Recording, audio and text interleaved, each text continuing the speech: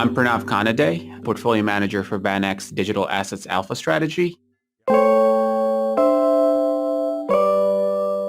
And today I'm panicked about how expensive my Starbucks is.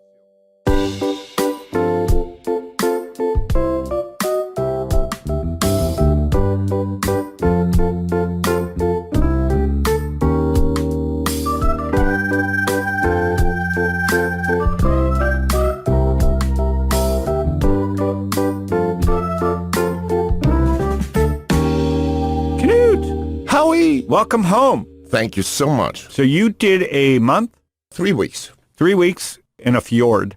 On a fjord. Are you fjord. in a fjord or on a fjord? I was not in it because then I wouldn't be here. I'd be dead. It's You, cold. you have to be on top of it. Yeah, so you have to be on top of it, next to it, preferably. So you were in Norway. I was. And give me a take of a day in the life of Knut on vacation in Norway.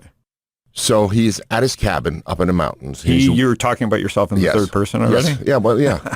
That's pretty good. From a guy who's shy to now talking about himself in the third person. Well, at the cabin, middle of the winter time. The family cabin, the one I've seen? No, different one. And I'm waiting for the sun to go up because it's only up for about 4 hours in this time of year. Noon to 4? What would it be up? 10:30 till about 2:30. Full sunlight or Full just sunlight, assuming the sun is up. Okay, got it. Assuming we don't have cloud cover. And what's that like? Do you enjoy that, or is it a little depressing? There's a reason I live here in Arizona, man. So it is a little bit. Yeah, oh yeah, definitely depressing in the wintertime. But when it's beautiful, it's beautiful. It's amazing. And so what'd you do for fun, anything? Just saw a lot of friends and went skiing a lot and hung out. Yeah, Norway, I've heard, every time I bring it up, the city's spectacular right now. Just booming. Mm-hmm. Very modern, etc. And what about the food? The food's very international. So what was, a lot of sushi? You get a lot of sushi. And so did you see all the crew from ASU? Did you see our crew? I saw some of them, yeah. But it's good to be back. It is good to be back. Really good. All right. Well, we turned the calendar. We've got a great year ahead. We've got in the room today, Riley and Ethan are going to be helping us out on distribution and growth. We're taking it to the next level, Knut. Is that okay? If you say so. The enthusiasm, as guys can see. I was just about to take a sip of water. It's like Knut does. It's like you hate talking. All right, let's get to it. Today, Knut, I want to talk to a friend of mine who works for a really good friend of mine, Pranav. He's born in Bangalore, which is in Maine. I think there's Bangalore, Maine. There's also Bangalore, India. I'm not sure. But Pranav, I'm thinking it's probably India.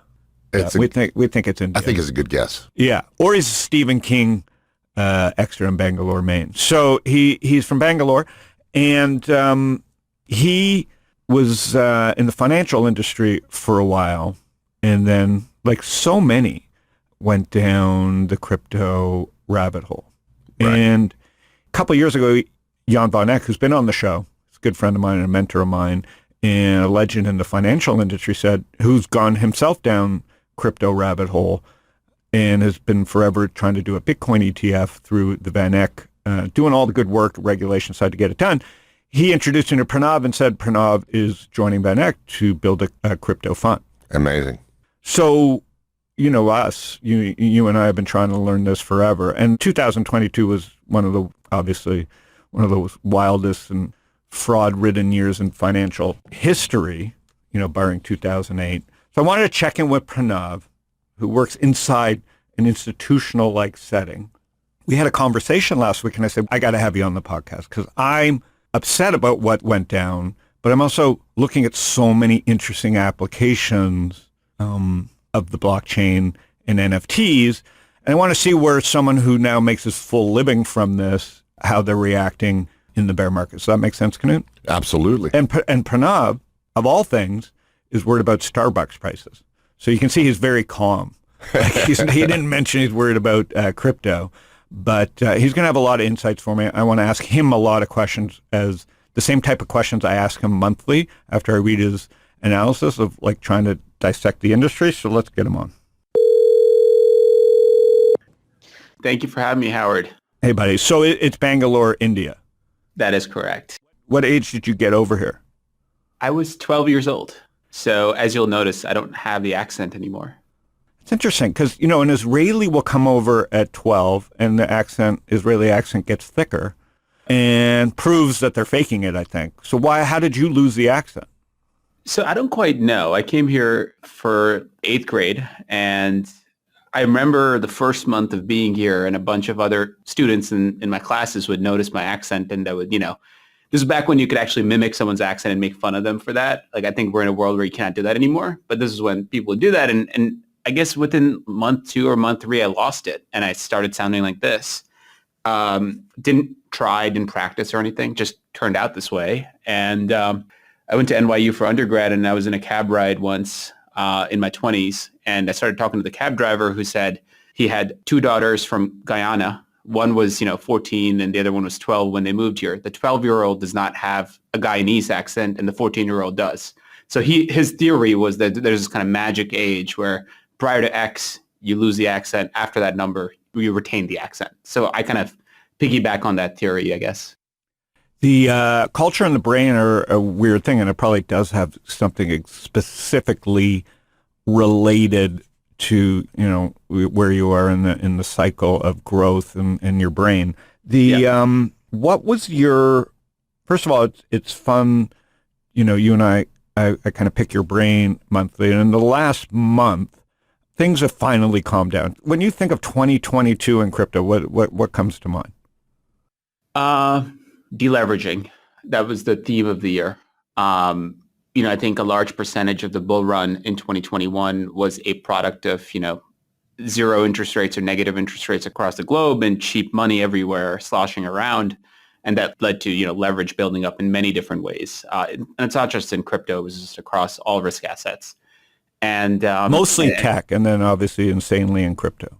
Basically, right? If you told someone you have this great story of how you're going to change the world in 10 years, then given that, the average person was getting 0% of their savings account, they decided to speculate on that dream. And that was primarily in tech, but you could see it in biotech as well. I think biotech was but that's still tech. Yep, exactly. So I would characterize 2022 as the great deleveraging where, people, granted the central banks did sort of have this unprecedented path of rate hikes, and all of a sudden your T-bills gives you 5% or something along those lines, then you would much rather have those T-bills than some crazy risk asset. And as a result, there's a lot of capital flowing out. And, it's typically what happens in a deleveraging where, all the bad businesses or systems that were built underneath get exposed, and then they get eradicated, and we rebuild from a better starting point. Yeah, that's a great, in the midst of 2022, it's just fraud. Everybody's a criminal. It's like, but yeah, we've got to have some hindsight bias here and recency bias to say, now that it's over and everything's taken down 90 to 100%, what's left? So from the deleveraging comes, it was a lot of misdirection. There was a lot, my takeaway from this is it's not going away. Right. U.S. may or may not regulate. I don't even want to, I don't want to even bet on that.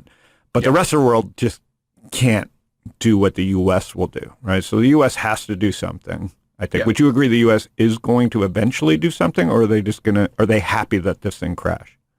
The U.S. as well as most regulators will get their act together at some point and decide what are parts of this ecosystem that needs regulation, what are parts that could benefit from light touch regulation, and what are things that potentially don't need regulation, right? So like, Ethereum, the protocol, do you need to regulate that? I mean, I would argue probably not, at least not the base layer. So it's all just kind of falls on a spectrum, and I think regulators at some point will pass legislation that will sort of put the rules of the road in place. Right, because if they don't, the pump's not going away. It may not be as prevalent as we ever just saw. Because people have recency bias and go, they want to touch fire. But this ain't going away. I see it going on all day still. Pumps. It's just not going to be everything goes up and to the right. It'll be these pockets of pumps because social networks exist. And Discord, Reddit, Twitter, StockTwits, the places for people to participate and actually create pumps, unfortunately, and great ideas is not going away. So in that world, that's why I'm not giving up and why I'm going deeper myself.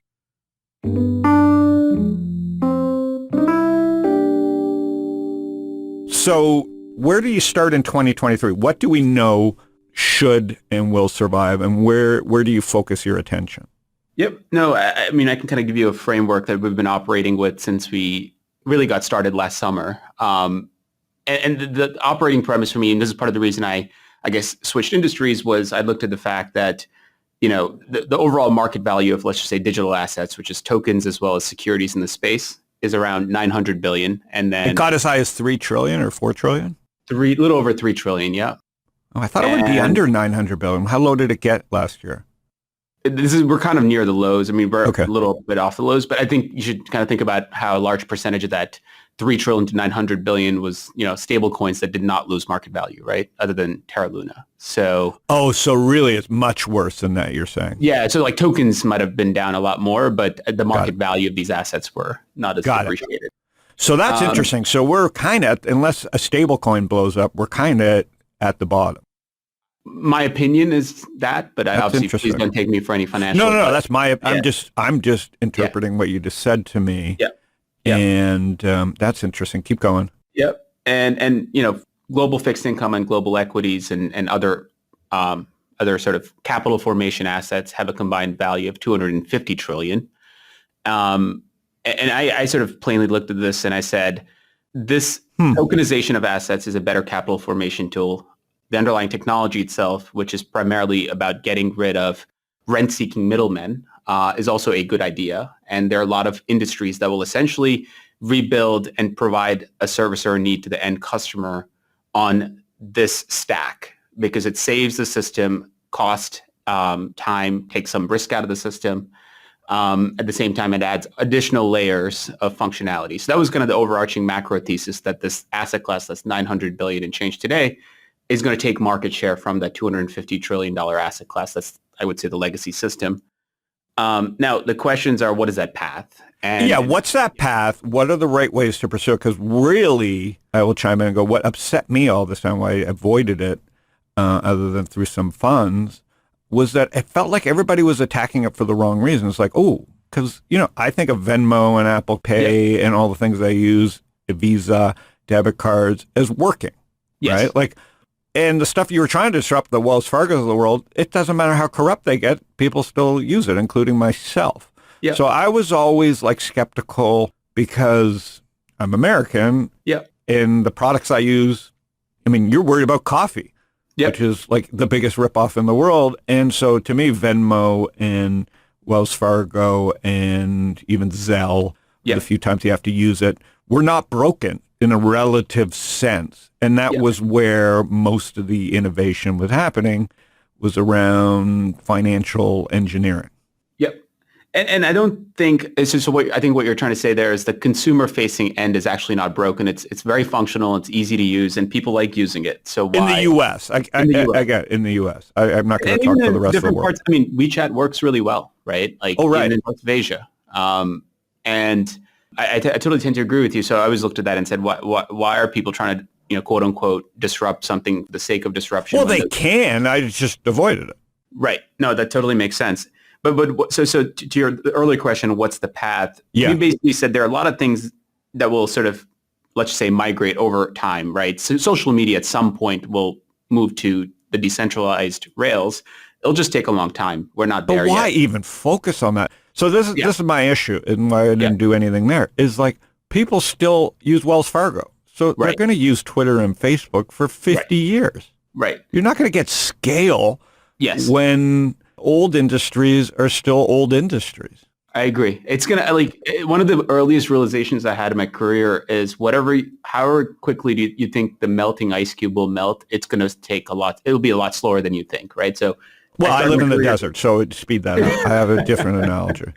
Yeah. No, I think, I started my career in 2011, right after the financial crisis. And, the thing everyone talked about was, digitization means people won't mail stuff anymore, or, people won't print stuff anymore. And the most consensus kind of bearish views were on businesses that were sort of in the physical printing and mailing stuff. And those businesses are still around. I look at them today and they're still around, right? They're smaller, but they're still around. So yeah, to your point, these transitions take a lot of time. So something like decentralized social, I think, is interesting, but it'll take a long time, and that's not an area that we would want to invest in. So So what we ask is, what is the most near-term use cases for adoption? And we basically bucket them into two categories.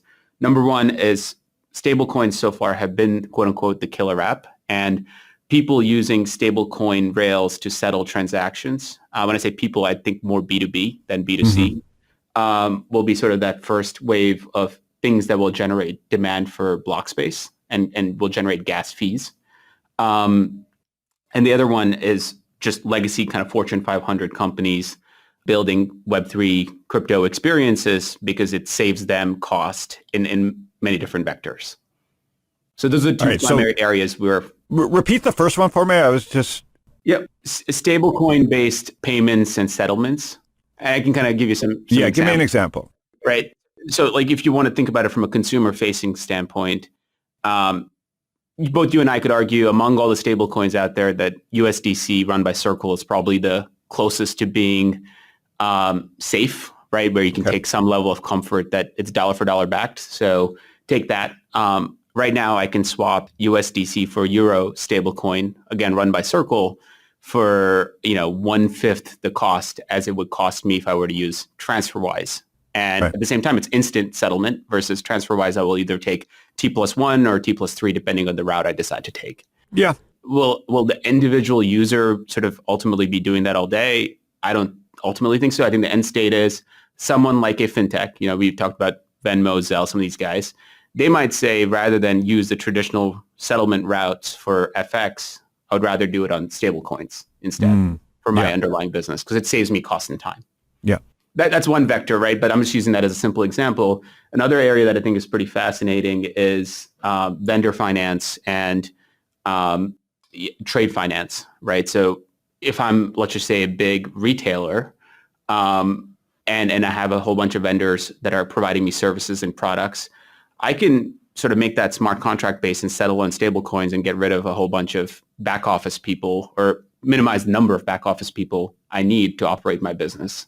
Right. And I think those things are gaining traction. And I think that's sort of like area one of what I think adoption will look like, which is stablecoins are better, faster, cheaper, and people will figure out how to use them in the most efficient way. Right. And so those two big ideas are very institutional and very out there. They're not what everybody was running around in 2021, 2022. Obviously, there was some funding there. But those are very specific use cases. We can obviously admit that most of the funding was ill-invested. Yeah. So, you also use a lot of tools. The thing that excites me is, and we're not there yet, is someone has to convert me. Yep. Right? Because even though I'm old, the thing is I'm an early adopter. And so, I have a Rainbow wallet. Got a couple, my one or two NFTs in it, a few that are given to me and one that I bought from Rally Road. But I mean, it's not like I'm going to tell someone else to go download a wallet. There's just not that, there's no incentive for me to tell someone else to get a wallet. Yeah. So, in the end, the thing that I called you about is when do we get an Apple or Google wallet? Because for me, that's when the magic happens, because they will, and what's in it for them to finally do, and what signs are there that they are doing it?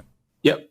We'll talk about that because that's something interesting we were discussing last week. My starting point was there was this old Andrew Ross Sorkin, Tim Cook interview from 2020, where Tim Cook basically said he owns crypto, but he wouldn't, put crypto. Oh, he actually said that. He said that in that interview, that he owns a little bit of crypto. He owns it personally. What I think he means is he still owns crypto from the consumer level too, because when he finally decides that it's important to Apple, then everybody else can use it.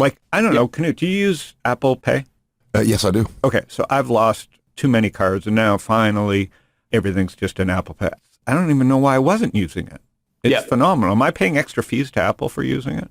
I don't imagine you are. Well, it's magic. Yeah. So in the end, there needs to be magic in crypto. So he said, Tim Cook, that I own some. Keep going. So he, I think the question, because this was right after Elon put crypto on the balance sheet of, I think, SpaceX and Tesla, and it was all about corporates putting Bitcoin on their balance sheet. And I think Tim Cook's response was, I personally own it. It makes sense in a diversified portfolio, but I don't think it makes sense for Apple to, put crypto on the balance sheet to some extent. That's kind of what he was saying.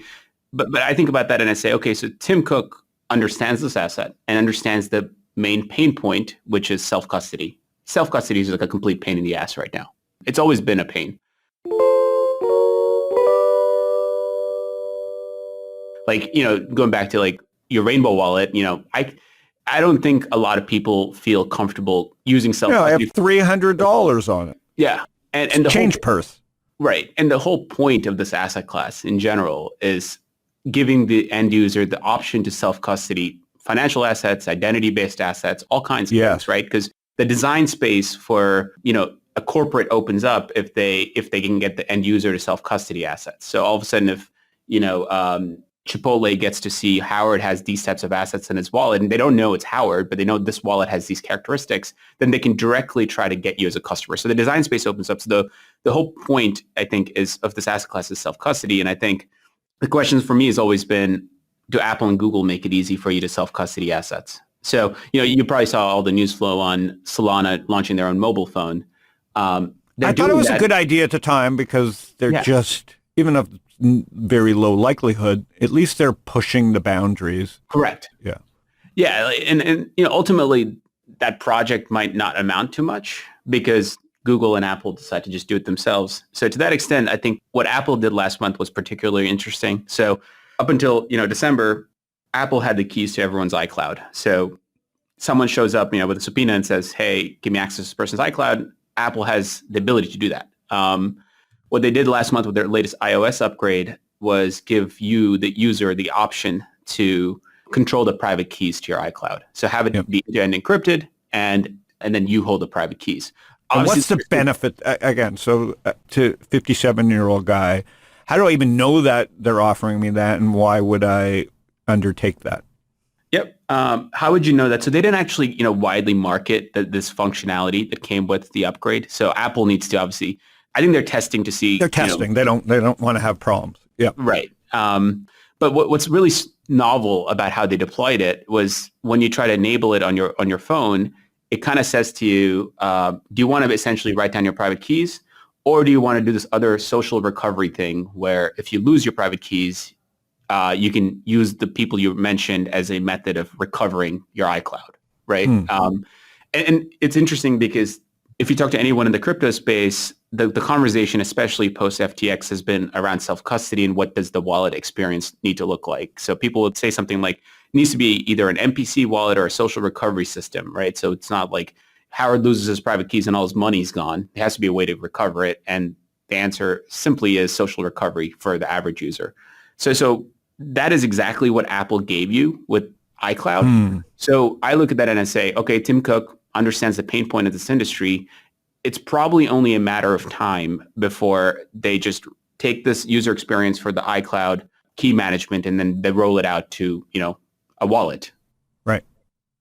And I could be totally wrong there, right? But I'm just hypothesizing. I'm just connecting the dots and I'm saying. But if they don't, there's not enough money in the universe post 2022 and 5% interest rates to do it any other way. Who's going to believe, like in a post FTX world, if Apple and Google and the U.S. government don't get involved, you will never get beyond pumps.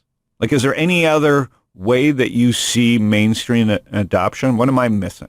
Yeah, well, I think what's interesting is something we were looking at internally, and this is one of the ways we're trying to, source new ideas and whatnot, is we looked at the total amount of venture funding overall, right? I'll give you the numbers. So in 2020, venture funding across the board was $342 billion, 2021, $681 billion, and in 2022, it was $445 billion. So it's kind of stepped down a little bit. But then if you look at crypto venture funding, in 2020, it was $3.2 billion, 2021, $28.7 billion, 2022, $31 billion, right? So if you think about it a percentage, in 2020, crypto funding was less than 1% of the overall venture funding market. And by 2022, it was 7%.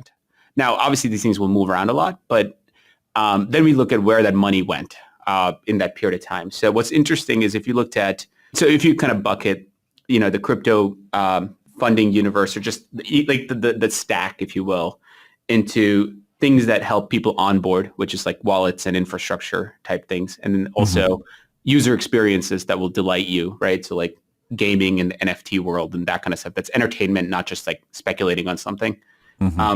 What's interesting is this cycle, more money, a disproportionate amount of that money went to making the user experience friendly, so applications that will do that or wallets that will do that, or the end experience of sort of gaming and NFTs.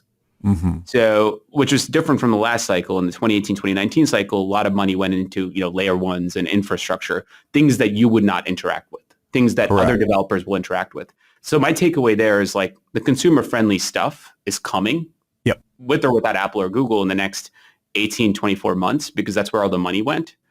So the question is, do you think, people will actually deliver good products, or is this all going to be crappy products?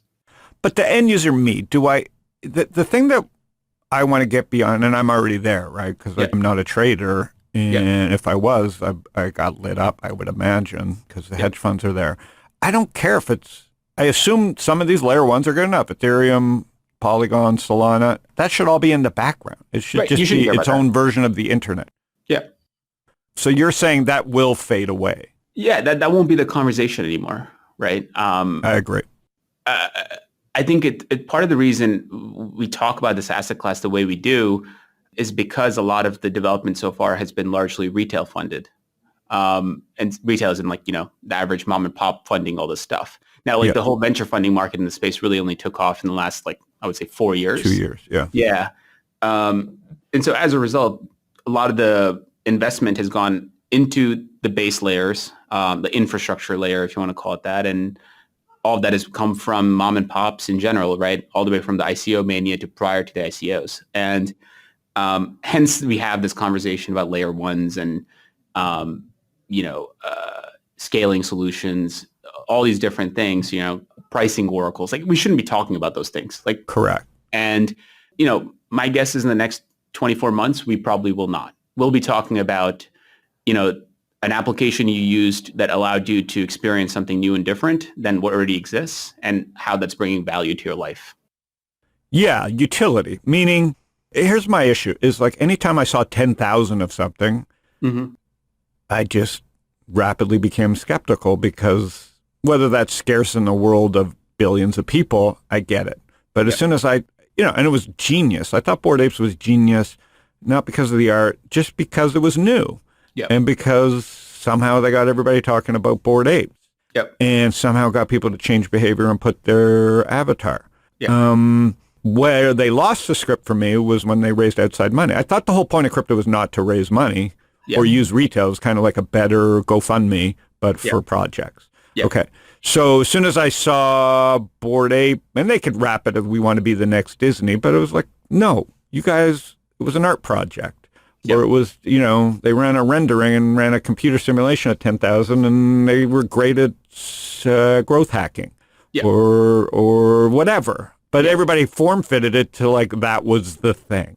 Right. And I get it, because it was a great way to make a buck. Yep. But if I was going to think about crypto and hiding everything away, it would be more about how do I create VIP platforms or things that are more scarce, like 100 or 200. Yep. And I think why people aren't interested in that, well, I am, but aren't, because then they don't see how they can raise $10 million. Yep. And I think that's the misdirection, and the opportunity is that's what this was always all going to be about. The bubble money went into the layer ones, like it or not. Right. What's left is enough to at least create these kind of experiences for a certain group of people. But unless you're thinking utility first, which is why would someone want this, then I don't think it works. Now, it doesn't mean people won't try, but it ain't buying. So where does that fit in with how you think about things?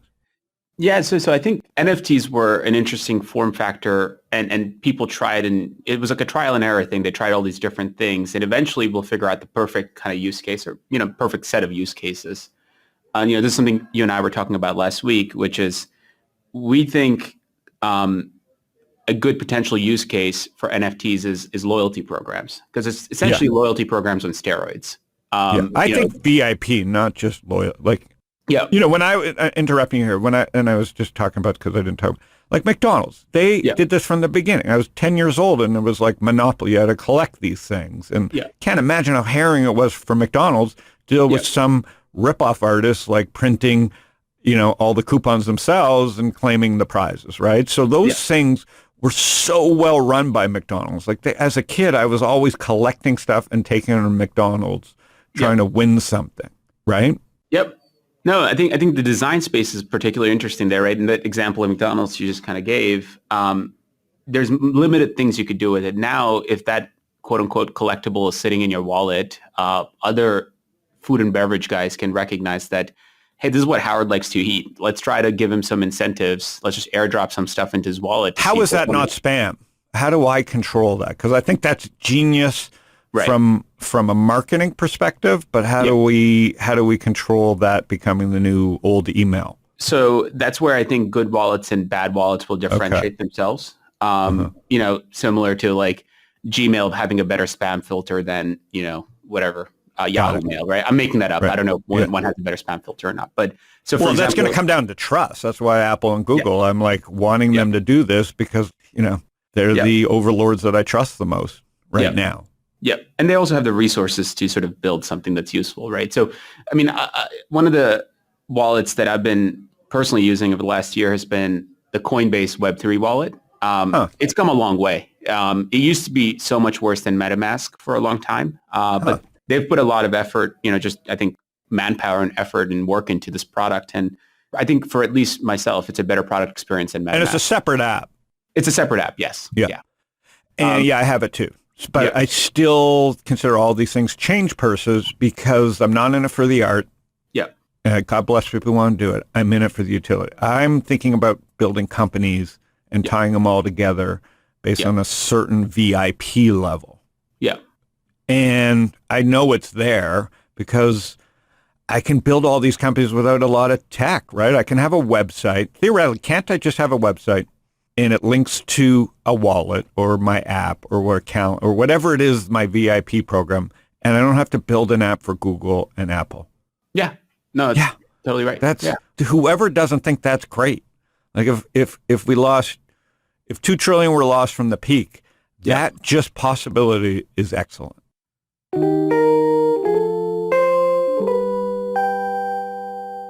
I think what's going to be interesting to see is when you take all this liquidity and excess capital away, people then potentially go back to first principles and say, okay, if I'm going to build this thing, how big is the market for this? And what is the market? And does it need to be a unicorn? Yeah. We have to get around that. That was Web 2, which is where the other thing I wanted to say is I don't know if it's Web 3. All I know is Web 2 ended. Because Web 2 is over because Google and Apple and Twitter, anybody can kick you off. The government could kick out TikTok. Elon Musk could ban you. Apple could say your app, you owe me 30%. And so Web 2's over. What people, investors and founders have to, like you just said, go back to first principles. What do I want to do knowing that Web 2 is over? Knowing that if I go to an investor with an app, they're going to say no. And if they don't say no, they're a bad investor. So in a first principle rule, knowing what I know and that Web 2 is dead and money is going to become scarce. Yeah. What do I build and why am I building it? And that's why I'm excited because I've asked those questions. I don't know if to call it Web 3 or Web 2.1, but I just know Web 2 ain't something I'm investing in. Yeah. Well, and to your example, I think as an investor, how you deploy capital in the world we're talking about is also different, right? So if Web 2 was about creating unicorns and finding and betting on unicorns, I think in this market structure, at least in crypto, that app layer is potentially going to be pretty fragmented, right? There are going to be so many Howards with like smaller and smaller projects that ultimately... Because they don't have to have a team that builds an Android app and an Apple app. Right. Yeah. Yeah. And you're just trying to create a fun, interesting use case for your group of 100 people. You're not trying to, build the next social media platform. And so in that world, one of the things we ask as an investment team is how do we capture the growth of these themes? Like what's going to become the asset that aggregates a lot of this value as this thing scales? Okay. Because it's not going to be like, let me go, like, I think the mistake, you kind of made a good example out of the Bored Ape situation. I don't know the story too well. I obviously followed it. Originally it was like 100, it was like 10,000 profile picture project, but obviously speculation drove up the price of those assets to an enormous number. And maybe the founders felt all this pressure to now say, hey, I'll give you this utility that's a video game metaverse thing, right? And then go raise all this money to try and build that. I don't know if that was the original goal. I think the speculation kind of fueled that a little bit. And speculation became the community. And any community that is a speculative community is not a community I want to join. Right. Which wrecked the premise. Like, right. Exactly. So that was one case. Then there's like Linkstyle. I love the guys, love the idea, but I'm like, guys, get the course first. Like, so then it was cart before the horse, which was like, hey, just because you can raise money, which guess what? It was like that, doesn't mean you should. And that's the phase of 2021, 2022. Founders, because they could, did. And now there's, now they got to fill in all these holes. So that's a problem. Yeah. And then, so I saw the inklings of all this. Yeah. But like you said, now that we're back to first principles, who cares about what happened before? It's like, what do you do knowing what you know with the products that are built? Yeah. What's exciting to you? Then, like you said, like, so now that you're seeing that, how does a fund think about this? Yeah. So we have those two themes we talked about, and then the question then becomes, what's the best risk-adjusted way to get exposure to those two themes? Right. As I mentioned, we're a liquid strategy only, so we're not doing venture deals. We're not doing illiquid stuff in the market. That's someone else's game, and they're better at it than I am. Mm-hmm. The way we sort of generally think about it is from just purely a top-down standpoint. I think investing in general is 20% macro, 60% fundamental, and then 20% technical. So how we construct a portfolio sort of shapes based on those characteristics. So one of the things we're emphasizing today is we want to invest in profitable systems. And I say profitable for tokens primarily. Profitable means fees being generated is greater than the inflation of the token supply. So token supply inflation is primarily incentives, right? It's like these products or projects coming to people and saying, here's some tokens, try my product. People will try it. If they're getting utility, then they'll continue to use it. If they're not getting utility, they'll sort of essentially sell those incentives and then move on. So we're trying to find systems through this bear market where fees are greater than incentives, aka I would say free cash flow positive if I was talking about traditional assets. Or we're seeing an inflection, right? It doesn't have to be free cash flow positive at this given moment, but there's improving numbers that will say this thing is going to inflect in the next 12 months. The best thing about tokenized assets or tokens in general is all this data is available on chain. So we're looking at these things live every single day and seeing if there are interesting data points we can pick up. So given that framework, we want to only primarily invest in things that can inflect to being free cash flow positive and have product market fit. So are serving a big enough need. We kind of categorized and said, what are some tokens that sort of fit that bucket? And we have a portfolio that we think capture those two themes while also capturing this underlying technical of becoming profitable. Super interesting. Do you assume Ethereum is going to be around forever? Do you have to assume that? As of right now, all the data is supporting that, right? So people have decided, or when I say people, like developers in general have decided that Ethereum is the settlement layer where ultimately all blockchain data is posted. Now let's not make Ethereum the execution layer, because if it is, then it becomes extremely expensive if everyone's executing all their activity on the chain. So there's all these layer twos. You mentioned Polygon earlier. That's a layer two. There's a whole bunch of these coming to market. They're also seeing traction. Ultimately, the work we've done suggests that if these layer twos scale, 70+% of the fees are still going to Ethereum. So for example, if Howard went and, did a whole bunch of transactions on Polygon and he spent $100 this month doing that, $70 plus of that value still flows. Really? Back. So they're the App Store? Yes. Interesting. Now, that's, but obviously Ethereum Knut's shaking his head. We've talked about this for 2 years? Knut's finally shaking his head. No, I was nodding. Yeah. I said they are the App Store. Yeah. Exactly. And it just takes so long, Knut, for guys like us. But if we aren't, I just think there's still just so much massive opportunity here. If you take away all the characters and the fraud, there was a lot of great vision. Here's the thing. It was just wrapped in an unregulated thing. This was bound to happen. But man, Ethereum really, and again, I've never given up because of people like you, Fred Wilson. Yeah. It's not many people left in my circle that I really can talk to because I want to talk slow. Yeah. And this shit just has taken time. Ethereum's not Ethereum's still a baby. Yeah. What, 2017? It's like a Series D venture company, right? That's kind of Series D. Wow. Yeah. That's fascinating. It's only 5 to 6 years old. Yep. And so they Yeah. Now, so you're saying, say I build a VIP app, and I'm working on like 10 of these things, or a VIP service, Yeah. and I build it on, doesn't matter, Solana or layer 2, Solana, Polygon, right? You're making choices there, right? So if you're building it on Solana, I thought you could do it on either now, multi-chain. well, you could. It's going to take a lot of resources, right? So, okay. So you got to pick one. So say I pick Solana. You're saying if I go Solana, Ethereum somehow makes money still? No, not with Solana. Solana is a direct Polygon. competitor to Ethereum. Yeah. Got it. So Solana is a direct. So they have big vision too. Yes. And they have a different vision, right? So Ethereum's vision is this base chain that is the security layer. Howard sitting in his house spending $400 a year could essentially, validate or run a node that downloads the entire chain. So he, every little guy around the world can do that. Solana says, why does it have to be Howard validating the chain sitting in his house? Why is that the base requirement? Why don't we make the requirements a little higher? It's where you have to run a data center essentially to validate Solana's chain. But as a benefit, you're not fragmenting the execution environment between all these different layer twos. So if I am going to build a VIP server, should I do it on Polygon or Solana? As a friend, you'd say, Howard, this is what you should do. I would say build it on Polygon. Got it.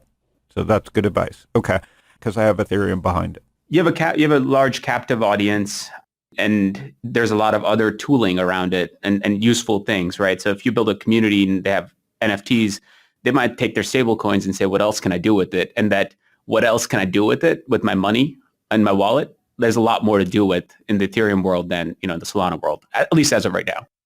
Okay, I love it. And so what is Apple's incentive to do this? Or do they wait and just say, wait till there's 1 billion wallets and then we'll swoop in?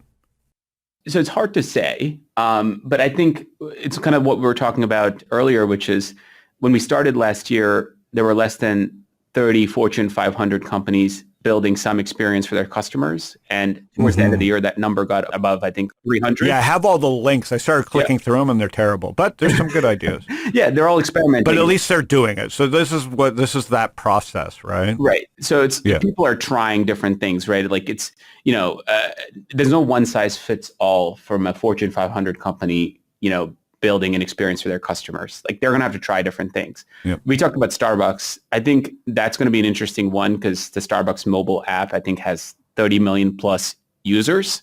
So if Starbucks builds an NFT experience for all of its 30 million users, then that's 30 million users that are now potentially ready for self-custody and that will have NFTs in their wallet, that will be able to buy and sell those NFTs. They'll be doing these things that, people like myself do. And it'll at least force people that want to do business with Starbucks to do something.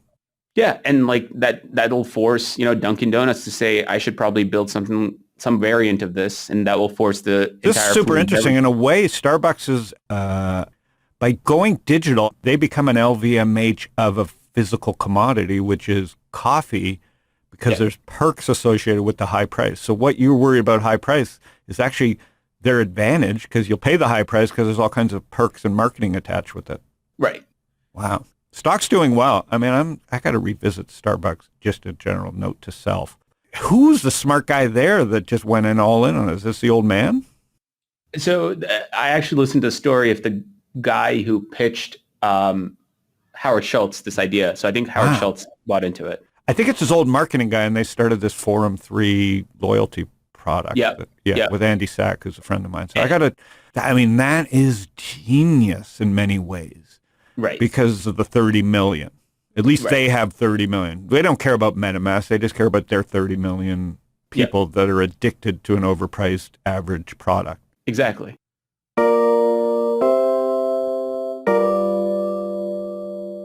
Back to that other theme I was talking about, stablecoins, everyone said the easiest way to reduce spam on social media, Twitter, really, is by having micropayments, right? Now, I don't know if this is the right model or not. I haven't done the economics on it, but if there was a small, tiny charge for every time you wanted to comment or tweet on something, you'll stop, saying crazy things, or you'll minimize how much crazy things you'll say.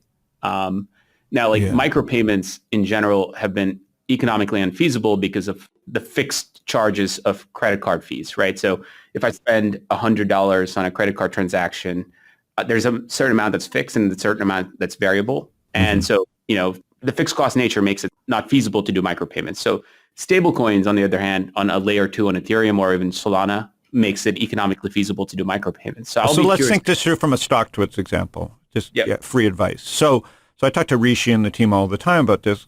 We're not late. I mean, Starbucks is just getting going. So StockTwits was built in a Web 2 world. We can argue right or wrong what I did. I think wrong because I'm not an engineer. So I went into this world probably underfunded, probably didn't need to be venture capital. And thirdly, the long-term model was ads based on the world that we lived in Web 2. Yep. So if I were to start StockTwits today, and I think about that all the time, and I'm not doing it, but in many different forms like VIP services, I would get the first 1,000 people to do it in a different way, make them owners in some way. Yep. But I'm not sold on the micropayment. Why would micropayments work on Solana? Well, because so I'm just selfishly trying to think this through. Let's like unpack sort of like the credit card fee component, right? So right now, if I spend $100 on a credit card transaction, the end user, the merchant, sees 97 and $3 goes to the structure of the fee, like the banking ecosystem, right? Which is MasterCard, Visa takes, I think, 30 basis points. The merchant acquirer, which, it could be Stripe, could be Square, takes, some amount. And the largest chunk goes to the banks. So whoever, clears the merchant's bank is and whoever the customer's bank is, right? Yep. Now, some amount of that $3 is fixed and some amount is variable, depending on like the arrangements. But conservatively, I think, 50 to 75 basis points of that is fixed. So 50 to 75 cents of that cost is fixed. So it scales, right? So $1,000 transaction has a higher net take rate to the end person than, a smaller transaction. So if you ever go to like any of these bodegas in New York, they'll say a $5 minimum, right? It's because, below that certain threshold, the fixed cost of that credit card transaction is too high. Got it. So in that model, you can't do micropayments. How do you, charge someone 1 cent for something? Got it. But you could, and got it. So it's something that will get revisited. Yeah. I mean, we'll see what Elon does, right? I think originally when he was talking about Twitter, he wanted to do micropayments on Doge, which, is fine, right? I think he's trying to create this meme effect. Mm-hmm. But I think my guess would be it would make sense to do it with stablecoins rather than doing it with Doge. So we'll see. Very good. So when I hear Elon talk about spam, I'm like, good luck. I don't care how good an engineer you are. It's like Jurassic Park. The nature will find a way to spam. But like you said, Google figured it out for the most part. But I go through periods where Google's like 10% of my stuff is spam. So it's never going away. And they're Google, So I hit unsubscribe a lot. Listen, nothing's free. Gmail is mostly free, so you got to curate it. And the same with social. So I think Elon could focus on way better things. But now you're saying the possibilities are there. Yep. Okay, well, this is phenomenal. I got to have you on as a regular. And what's it like working inside VanEck? He's a lovely guy. It's fantastic. Jan has built a phenomenal organization. So I think, other asset managers are either public companies or have shareholders in general. VanEck is all family owned. So Jan's family, I believe, owns most of the business.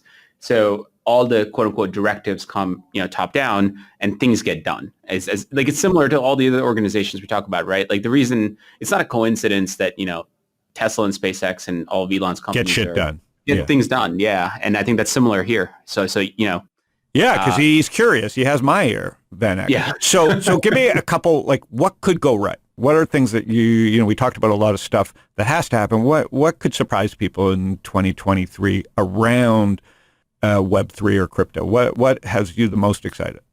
Yeah. I mean, we always ask, so it's just thinking about numbers. Centralized exchanges have around 100 million monthly active users. It's not that many. It's not that many, and you can consider, Instagram having like 2 billion people, right? Huh. Yeah. So now, like applications on chain, right, with self-custody wallets, that number is 2 to 3 million daily actives. So like you can just kind of say 2 to 3% of even the near-term market is penetrated, right? Like people who own crypto, only 2 to 3% of them are actually doing things on chain with apps. Yep. So what excites us are how do we get those people to use apps and spend, money on gas fees for value that they're getting, right? For entertainment. Like I think the stat is like, the average American spends 3 to 4 hours a day watching TV or like linear consumption of content. How does Web3 take market share from that? It's going to be betting. When I think of gaming, I think of betting. And it's going to be sports, and it's just going to be fun, and it's not going to be as serious as everybody thinks. It needs to become the change purse for all this. Yeah. And gaming's a very obvious use case. And we think we have an analyst on our team who plays all the Web3 games. He's 21 years old, graduated from college last year, and he's Must like a gamer. Must be a real riot, this kid.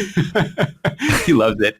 So he's got 3 games on his radar that he's in the beta program for. And so that's exciting. I think the one area that is like kind of a tail case upside is all the stuff going on with AI and what tools that gives creators, right? So we were talking about this earlier. I personally am in this sort of very small subgenre music community where... Yeah, so you're using Royal, which is cool. Can you listen to this? Yeah. Yeah.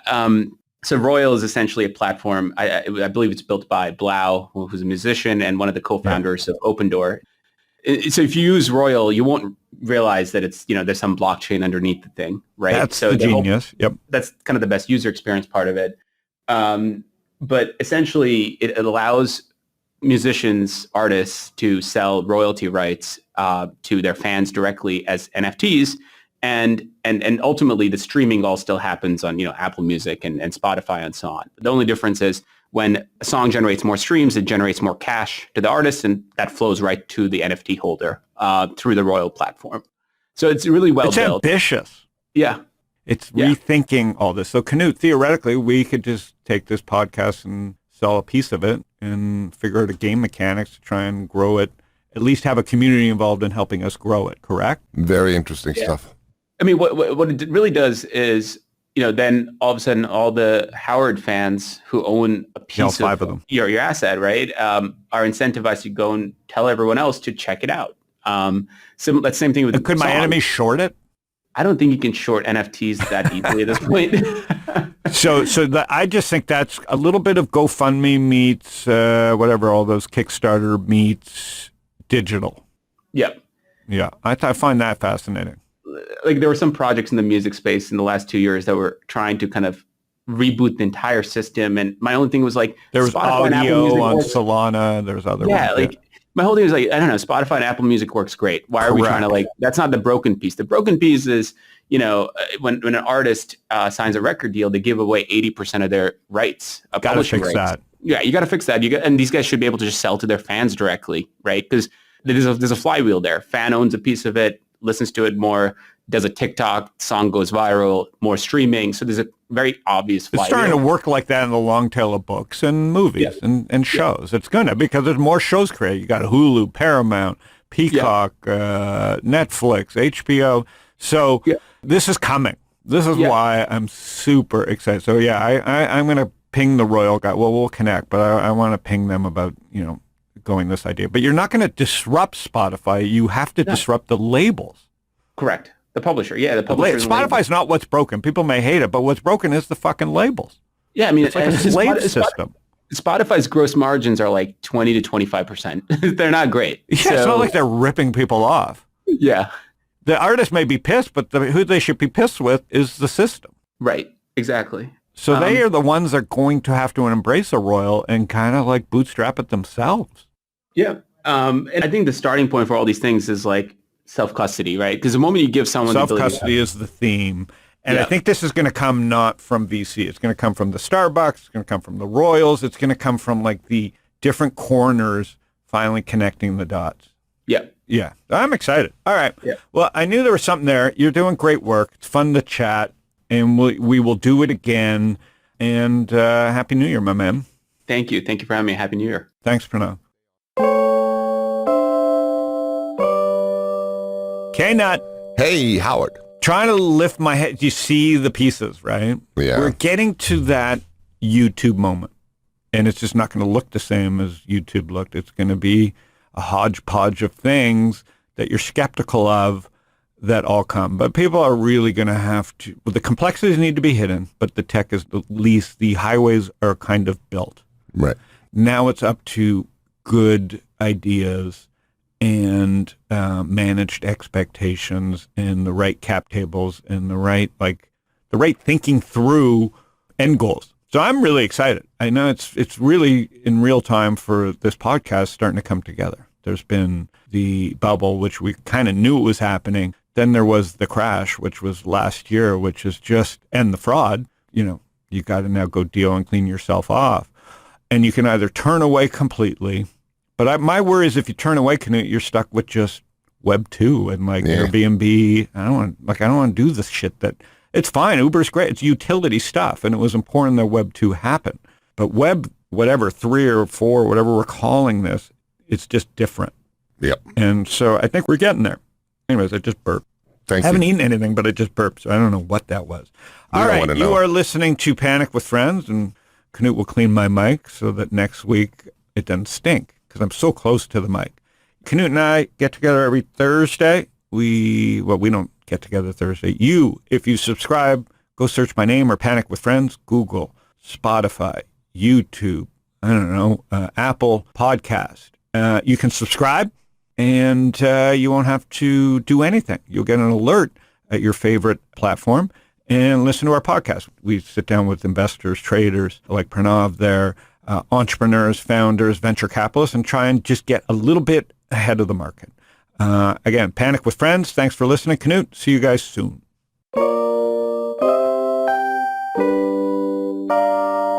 Howard Lindzen is the founder and general partner at Social Leverage. All opinions expressed by Howard and podcast guests are solely their own opinions and do not reflect the opinion of Social Leverage or StockTwits. This podcast is for informational purposes only and should not be relied upon for decisions. Guests may maintain positions in securities discussed in this podcast.